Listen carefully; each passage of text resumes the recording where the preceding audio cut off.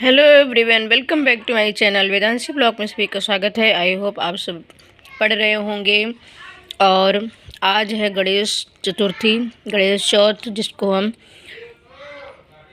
संकटी चौथ भी कहते हैं। तो आज संकटी चौथ की पूजा की। इसके पश्चात मैंने सोचा कि आज थोड़ा सा समय को बिल्कुल भी बर्बाद नहीं करते हैं। तो आइए हम लोग आज मैंने सोचा कि अग्नि सूक्त पढ़ लिया जाए, जो हमारे जीआईसी में सिलेबस में लगा हुआ है। ये देखिए, सिलेबस में जीआईसी में लगा है। वैदिक साहित्य में ऋग्वेद में अग्नि सूक्त, विश्वदेवा सूक्त और विष्णु सूक्त, प्रजापति सूक्त, 4 सूक्त लगे हैं। और शिव संकल्प सूक्त हमने पढ़ लिया है। ईशावास्योपनिषद के थोड़े से मंत्र रह गए हैं, उस दिन 2-3 ही हो पाए थे। और कठोपनिषद भी एक बार रिवीजन करना है। तो आइए सबसे पहले अग्नि सूक्त, जिसमें 200 सूक्तों में अग्नि देवता की स्तुति की गई है। और ऋग्वेद में कुल 33 देवताओं को स्वीकार किया गया है। महर्षि यास्क ने निरुक्त में 7वें से 12 अध्याय में दैवत कांड में वैदिक देवताओं का विस्तृत वर्णन किया है।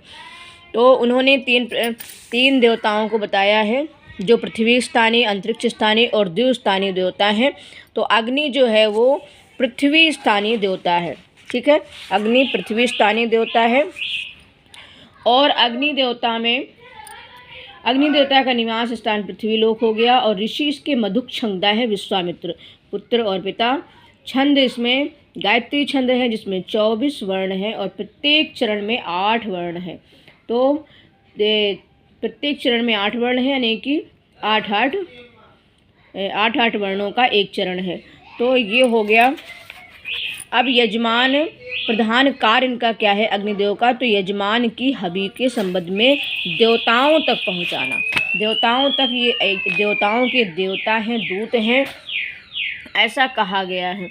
और इनका पेय जो है अग्निदेव का, तो ये मालूम होगा कि जब हम अग्नि में आहुति डालते हैं तो इनका पेय जो है वो घृत है।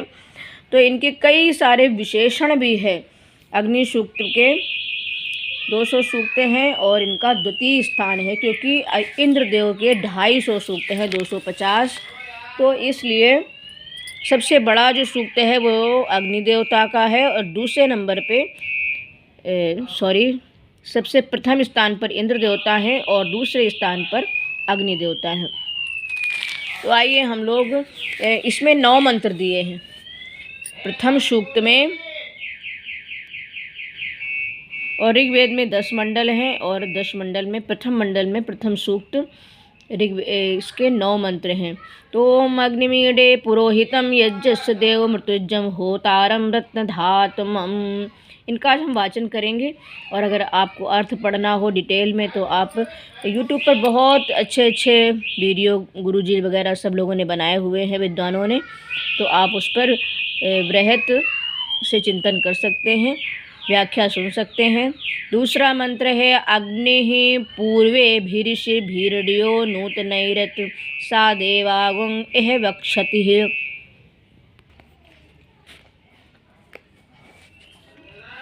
हाँ, तीसरा मंत्र है अग्निना रयिमश्नुवत् पोषमेव दिवे दिवे यशसं वीरवत्तमम्। चौथा मंत्र है अग्नेयं यज्ञं ध्वरं विश्वतः परिभूरसि सा इद्वेषु गच्छति। पांचवा मंत्र है अग्निर्होतः कविकृतुः सत्यश्चत्रस्वस्तमाः देवो देवेभिरागमत्। छठा मंत्र है यदंगदासु से तमग्ने भद्रम करिष्यसि दवेत्त तत् सत्यम अंगिरः। सातवां मंत्र देखिए, ओम उपत्वाग्ने दिवे दिवे दोषावस्तर्धिया वयम नमो भरन्ति एमशिः। आठवां राजतम अध्वराणाम गोपामृतस्य दिवं वर्धमानं स्वेद में। और 9वां मंत्र है सरहपिते सून्वे अग्ने सुपायनो भवसचस्वाना स्वस्तये। अब इन मंत्रों में अग्निदेव की विशेषता विशेषण बताए गए हैं, उनको जरा हम एक नज़र में देख लेते हैं। जैसे विशेषण में बताया गया रत्नधातमम, जब हम मंत्र पढ़ते हैं कवि क्रतुः और गोपामृतस्य पितेव अंत के मंत्र में बताया गया। ये सब इनके विशेषण मंत्रों से देखिए, जब हमको मंत्र याद हो जाएंगे इनके 9 मंत्र अग्निदेव के, अग्नि सूक्त के, तो फिर हमको इनको विशेषण छांटने में देर नहीं लगेगी। और कुछ और भी विशेषण हैं, जैसे जात वेदा, विश्व वेदा, घृत चक्षु, घृत जीवा, हमूनश, घृत पृष्ठ, घृत हमूनश ने दमूनश, हव का वाहन करने वाले, वैश्वानर, धूमकेतु, गृहपति, शोचिकेशः, त्र्यंबक, ये इनके विशेषण दिए गए हैं।